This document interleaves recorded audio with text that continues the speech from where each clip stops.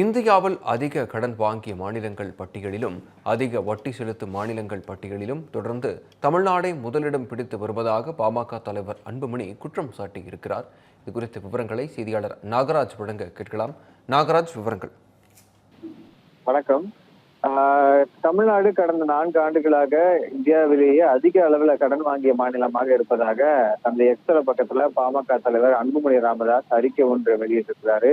குறிப்பா அந்த அறிக்கையில அவர் குறிப்பிட்டிருக்கக்கூடிய விஷயங்கள்லாம் பாக்குறப்ப 2024 இருந்து 25 முடிவுல தமிழ்நாட்டில் மொத்த கடன் அப்படிங்கிறது கிட்டத்தட்ட 9.55 லட்சம் கோடியாக இருக்கிறதா குறிப்பிட்டிருக்கிறாரு. அதே ஆண்டுல வட்டியா மட்டும் 62,456 கோடி செலுத்தி இருக்கிறதா அவர் குறிப்பிட்டிருக்கிறாரு.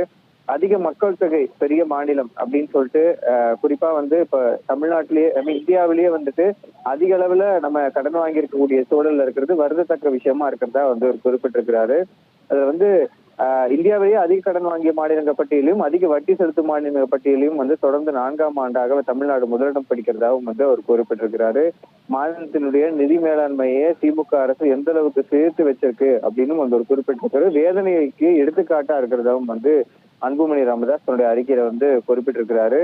குறிப்பா 2024-25ஆம் ஆண்டினுடைய இறுதியில தமிழ்நாட்டின் மொத்த கடன் 9,55,690 கோடியா உயர்ந்திருக்கிறதாவும், இந்தியா மிக பின்தங்கிய மாநிலங்கள்ல ஒன்றாக கருதப்படுவதும், மக்கள் தொகை மற்றும் நிலப்பரப்புல பெரிய மாநிலமான உத்தரப்பிரதேசம் கூட அதிக கடன் வாங்கிய மாநிலங்களோட பட்டியல்ல ரூபாய் 8.57 லட்சம் கோடி கடனோட 2வது இடத்துலயும், இந்தியாவோட மிகப்பெரிய பொருளாதாரமாக கருதப்படக்கூடிய மகாராஷ்டிரா அது 8.12 லட்சம் கோடி கடனும் 3வது இடத்துல தான் இருக்கு.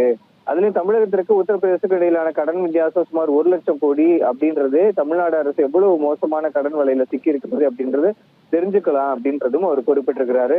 இந்த மாதிரி பல்வேறு விமர்சனங்களையும் பல டேட்டாவையும் வெளியிட்டிருக்கக்கூடிய அவர் எந்த ஒரு மாநில அரசும் கடன் வாங்காமல் நிர்வாகம் செய்ய முடியாது என்பதை பாட்டாளி மக்கள் கட்சி ஏற்றுக்கொள்கிறது.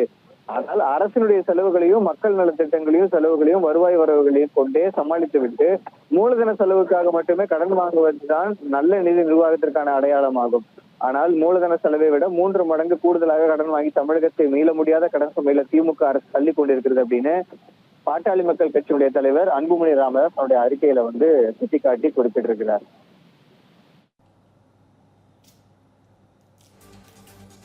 விவரங்களுக்கு நன்றி நாகராஜ். மதுரை மக்களே, மதுரை சிட்டிக்குள்ள அதுவும் உங்க பட்ஜெட்குள்ளேயே பிளாட் வாங்கணுங்கிற கனவு இப்போ கைகூடி வந்தாச்சு. மதுரையின் முதல் ப்ராஜெக்டில் ரோட்டுக்கு காசு இல்லாததால் 72 மணி நேரத்தில் 533 மனைகள் விற்கப்பட்டன.